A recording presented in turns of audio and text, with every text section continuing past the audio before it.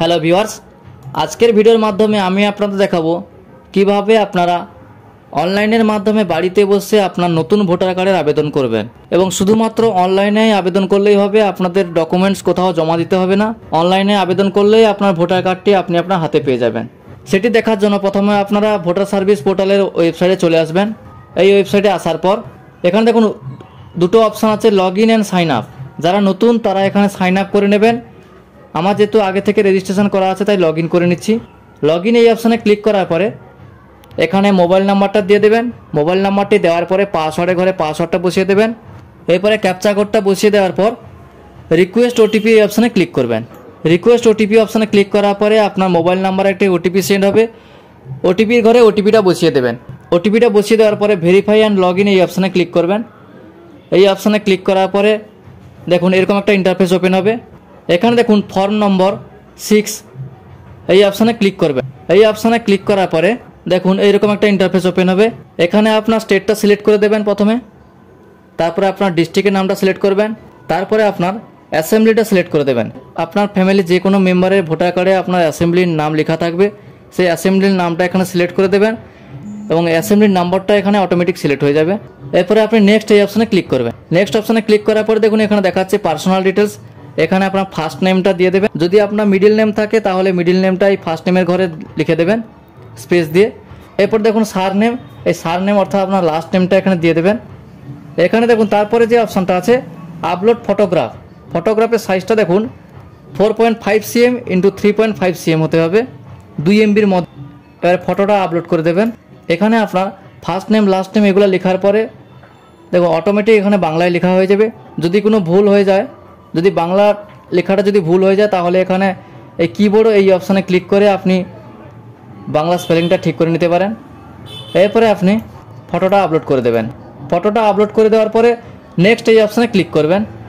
Next অপশানে click করার পরে দেখুন এখানে লেখা আছে name and sir name of any one of the relatives, অর্থাৎ আপনার যে কোনো রিলেটিভসের নাম এখানে দিতে হবে, যেটা আপনি সিলেক্ট করবেন। যদি আপনি ফাদার সিলেক্ট করেন তাহলে এখানে বাবার নাম লিখবেন, যদি মাদার সিলেক্ট করেন মায়ের নাম লিখবেন, যদি হাজব্যান্ড সিলেক্ট করেন হাজব্যান্ডের নাম লিখবেন। এইটা লেখার পরে নেক্সট এই অপশানে ক্লিক করবেন। আর যদি কোনো কারণে বাংলা স্পেলিং ভুল হয়ে যায় তাহলে এখানে কিবোর্ড এই অপশানে ক্লিক করে আপনি বাংলা স্পেলিংটা ঠিক করে নিতে পারেন। এরপরে আপনি নেক্সট এই অপশানে ক্লিক করে দেবেন। নেক্সট এই অপশানে ক্লিক করার পরে এখানে দেখুন কন্ট্যাক্ট ডিটেলস, এখানে আপনার মোবাইল নাম্বার এবং ইমেল আইডি দিয়ে দেবেন। যদি আপনার নিজের মোবাইল নাম্বার হয় তাহলে সেলফ করবেন, আর যদি অন্য কারো হয় রিলেটিভ মেনশন অ্যাবাভ এখানে ঠিক মার্ক দিয়ে দেবেন। এরপরে আপনি নেক্সট এই অপশানে ক্লিক করে দেবেন। নেক্সট এই অপশানে ক্লিক করার পরে এর পরের অপশান দেখুন। এরপরে দেখুন এখানে আধার ডিটেলস, এখানে আপনার আধার নাম্বারটা লিখে দেবেন। আধার নাম্বারটা লিখে দেওয়ার পরে নেক্সট এই অপশানে ক্লিক করবেন। নেক্সট অপশানে ক্লিক করার পরে আপনার জেন্ডারটা সিলেক্ট করে নেবেন, তারপরে নেক্সট এই অপশানে ক্লিক করবেন। এরপরে আপনার ডেট অফ বার্থ অর্থাৎ আপনার জন্ম তারিখটা এখান থেকে সিলেক্ট করে নেবেন। জন্ম তারিখটা সিলেক্ট করার পরে এরপরে দেখুন লেখা আছে self attested copy of document supporting age proof attach, অর্থাৎ এজ প্রুফ হিসাবে আপনি যে ডকুমেন্টসটা আপলোড করতে চান এখানে সিলেক্ট করে দেবেন। এখানে আমি আধার কার্ড সিলেক্ট করে নিলাম। Proof of date of birth হিসেবে আপনি যে ডকুমেন্টসটা এখানে সিলেক্ট করেছেন সেই ডকুমেন্টসটা এখানে আপলোড করে দেবেন। 2 MBর মধ্যে জেপিজি, পিএনজি কিংবা পিডিএফ ফাইল হিসেবে আপনি এখানে আপলোড করে দেবেন। এখানে আপলোড করে দেওয়ার পরে নেক্সট এই অপশানে ক্লিক করবেন। নেক্সট অপশানে ক্লিক করার পরে এখানে দেখুন প্রেজেন্ট অ্যাড্রেস ডিটেলস, এখানে আপনার অ্যাড্রেসটা লিখে দেবেন। ফুল অ্যাড্রেসটা লেখার পরে এখানে আপনার ডিস্ট্রিক্টটা সিলেক্ট করবেন, তারপরে স্টেটটা এখান থেকে সিলেক্ট করা থাকবে। প্রুফ অফ রেসিডেন্ট হিসেবে এখানে যে কোনো একটা ডকুমেন্ট সিলেক্ট করে নেবেন। এখানে আমি আধার কার্ড সিলেক্ট করে নিলাম। আধার কার্ড সিলেক্ট করার পরে এখানে আপনি আধার কার্ডটা আপলোড করে দেবেন। এরপরে নেক্সট এই অপশানে ক্লিক করবেন। নেক্সট অপশানে ক্লিক করার পরে দেখুন এখানে লেখা আছে ক্যাটাগরি অফ ডিসেবিলিটি, আপনি যদি ডিসেবিলিটি হন তাহলে এখানে সিলেক্ট করবেন, না হলে কিছু করার দরকার নেই। এরপর আপনি নেক্সট এই অপশানে ক্লিক করে দেবেন।